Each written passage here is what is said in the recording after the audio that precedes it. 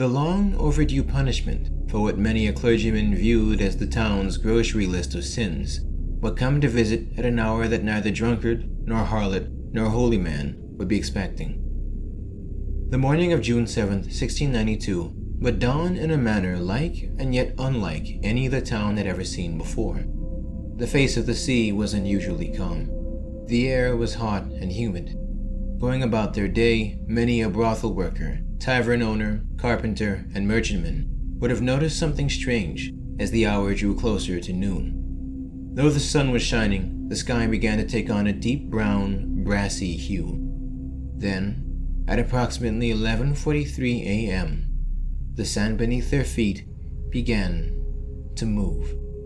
A terrible shaking suddenly caught the town's 6,500 inhabitants off guard.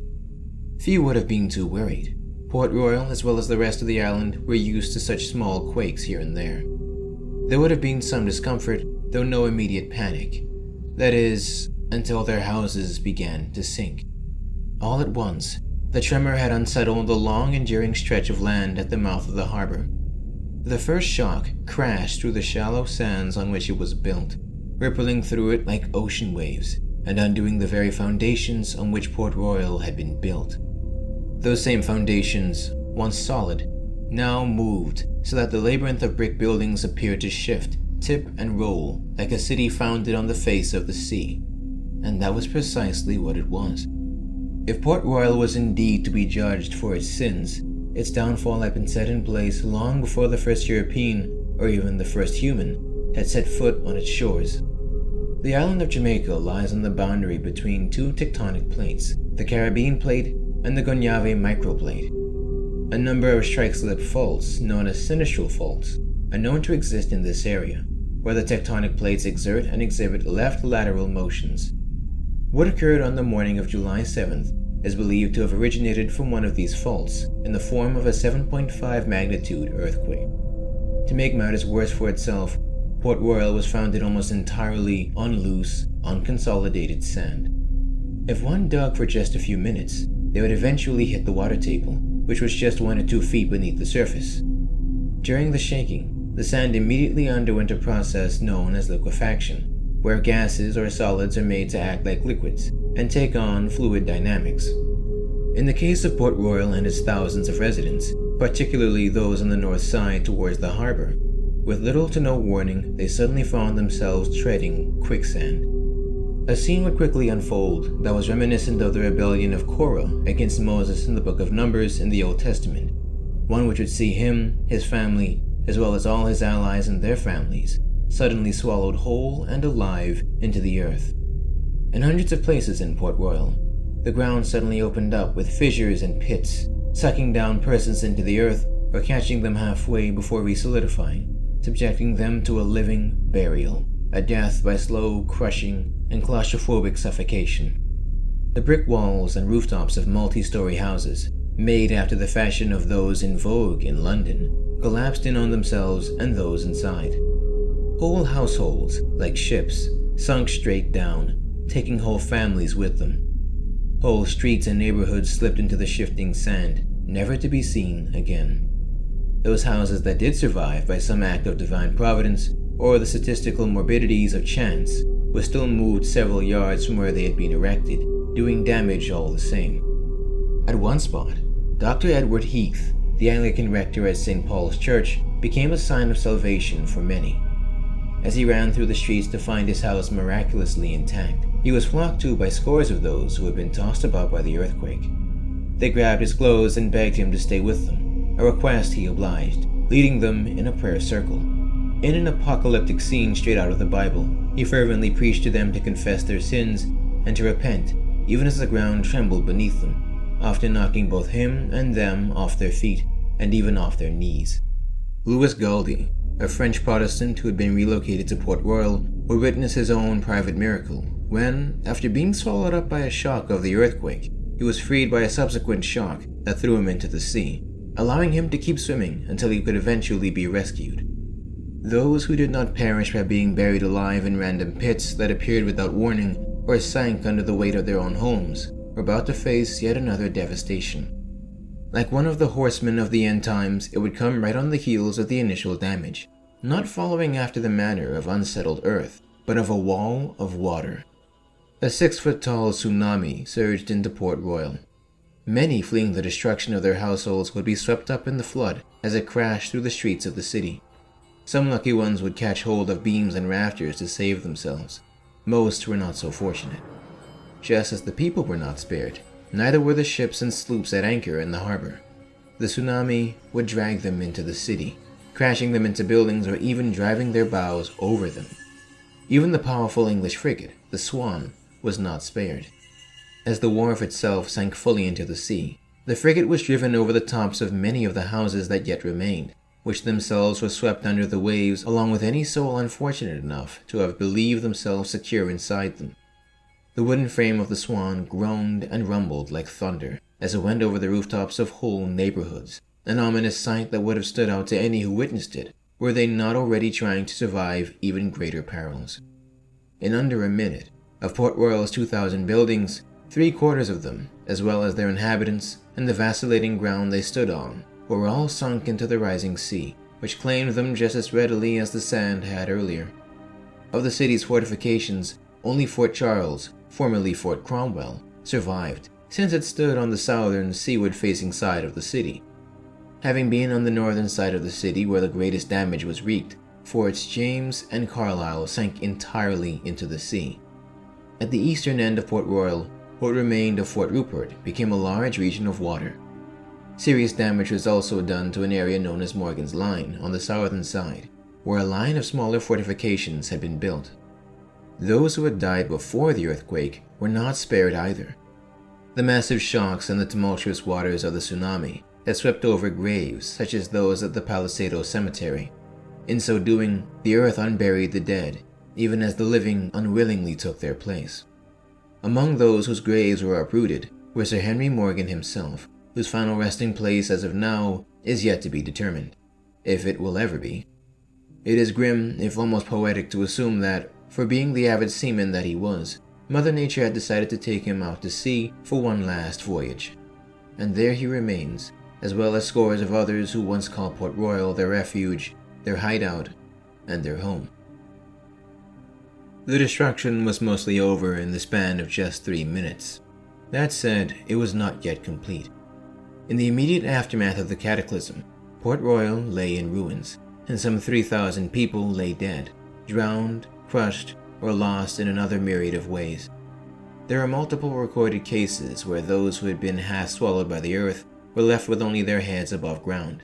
Attempts were made at burying them to remove the stench and to keep the dogs from eating any more of them than they already had.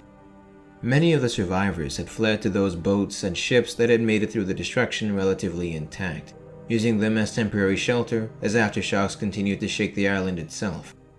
Hundreds of bodies floated in the harbor or were washed up onto the shores. Attempts were made at sinking these as well in order to prevent the outbreak of disease. However, for Port Royal's many sins, persistence of its pirating spirit would be added to the list. Hardly had the dead been confirmed to be so before scavengers began descending upon the bodies and homes en masse. Corpses were mutilated to remove jewelry or belongings that still clung to them. Buildings were burglarized in equal measure. They would raid deserted warehouses and households, searching desperately for the wealth of those they might once have called neighbor, persisting in doing so even as the walls caved in on top of them.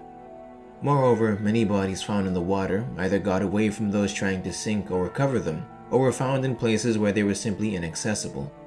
They were tangled in wreckage, entombed beneath the rubble of houses just several feet beneath the water's surface, or buried even deeper within the lightless bowels of the Palisados. Over the coming days, disease and injuries would run rampant throughout the surrounding populace, sweeping away another 2,000 lives. By a certain measure, it was safe to assume that most of those who had survived Port Royal in its entirety were now a minority compared to its original population. Every person would know multiple people who had died, whether they were family, friends, loved ones, or shipmates. The people were united in their grief, yet expressed it in different ways. Some turned to old habits, numbing themselves to the memories of drowning loved ones and the trauma of their new lives by drowning themselves with bottles of rum. Some took heed to the 9 prophetic words of holy men such as Heath, trying to change their lives for the better.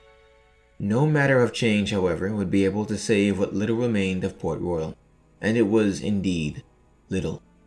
Though the earthquake had dealt serious damage to the whole of Jamaica, with gouts of water from rupturing wells and landslides, no place was as heavily ruined as the city that sank. 2/3 of it, over 13 hectares or 33 acres, simply disintegrated into the sea. That, along with anything and everything built on top of it, after suffering the ravages of at least 3 separate shocks. This mostly occurred on the north side, where most of Port Royal had fallen into the water. Over 20 ships were also capsized. In the wake of what had happened, the colonial government would even have to relocate the Spanish town just to continue its normal functions. Reconstructing the city was no easy feat, simply given the fact of the widespread destruction. From then on, what was rebuilt would be merely a shadow of what was, and even that would be tested by the predations of time, meteorology, and geology. Attempts to rebuild began with the 1/3 of the city that remained above water. The results, much like the city's history, were a mix of progress and overwhelming tragedy, a bit more progress, then more overwhelming tragedy. Reconstruction attempts were destroyed in 1703 by a fire. The first half of the 1700s saw further efforts hampered by the ravages of several hurricanes, which contributed to a flooding from the sea in 1722, a further fire in 1750, and a massive hurricane in 1774. In 1815, repairs were once again destroyed in another major fire, and were hampered further when Jamaica was engulfed by a cholera epidemic in 1850. Another massive earthquake would revisit the city's old enemy of liquefaction upon its sands once again, on January 14, 1907. It would show itself to be just as effective as it had been some 215 years earlier, destroying and/or submerging nearly the entirety of what had been rebuilt. It would most notably give an artillery storage room built in 1880, now known as the Giddy House, its famous tilt. By this point, the burgeoning city of Kingston just across the harbor had long displaced its ruined predecessor in both size, population, and political importance. While Kingston is now Jamaica's capital city, Port Royal has been pushed to the periphery of Jamaican affairs. In the modern era, with a population of around 2,000, the location has little to no commercial or political importance.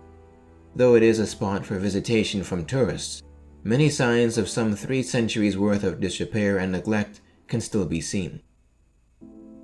The Jamaican government had initially sought to further develop Port Royal in the early 1960s as a cruise ship port. However, these plans were abandoned once efforts were taken up to preserve the archaeological site in the face of its possible destruction. In 1981, the Nautical Archaeology program at Texas A&M University commenced a decade-long archaeological investigation of the portion of Port Royal that sank underwater in the 1692 earthquake. They discovered a large amount of material that could be recovered for further study. The investigative efforts have allowed for everyday life in the city to be reconstructed and reviewed in detail. These in turn would encourage and inspire others to visit the site to search out the ruins that now adorn the seafloor, with brick walls and pottery where houses once stood, as well as cobblestones where roads once ran the length of the famous city. In more recent times, the government has once more resumed development, this time with the aim of making the town into both a port as well as a site for historical tourism. Its attractions include various points of interest, such as a cruise ship pier at the reconstructed site of Chocolata Hole Harbor and Fisher's Row, a group of cafes and shops on the waterfront, all the way to the King's Royal Naval Dockyard, which hosts a shipbuilding museum and an underwater aquarium. Today, Port Royal is known to many as the city that sank. It is considered one of the most important underwater archaeological sites in the Western Hemisphere, possessing artifacts such as the treasures, items, and other personal belongings of its 16th and 17th century residents, but going as far back as its Taino inhabitants. The trove of not only objects, but historical and cultural value, both beneath the waves and above it, has landed Port Royal as an official UNESCO World Heritage Site, as well as an underwater time capsule of days gone by. In historical hindsight, perhaps it can be argued that Port Royal got off lucky compared to the more historically recent catastrophe of the 2010 earthquake in Haiti, which lies on the same Enriquillo-Plantin garden fault zone that caused the events of 1692. In Haiti's case, it killed hundreds of thousands of people and was far more horrific in terms of numbers. However, the unique horror of Port Royal lies not in the heights of its death toll, but rather its proportion. It was unique in its devastation in that it only had a population of 6,500 at the time of the earthquake. The low estimate for the total death toll from the quake, the subsequent tsunami, and the outbreak of disease meant that at least half of its inhabitants perished. A more liberal estimate suggests that the city itself and its people were almost completely wiped off the face of the earth. Though the 1692 earthquake would put it in its grave, the subsequent assaults by nature that delayed its reconstruction for centuries on end were what ultimately sealed its fate. Those that prefer to see matters more along scientific lines could look at the city's history and propose that environmental factors were simply not in its favor. Those that prefer to see it along the lines of divine intervention, however, could claim that if ever there was a place God personally did not want to see rebuilt, it was Port Royal, the wickedest city on earth.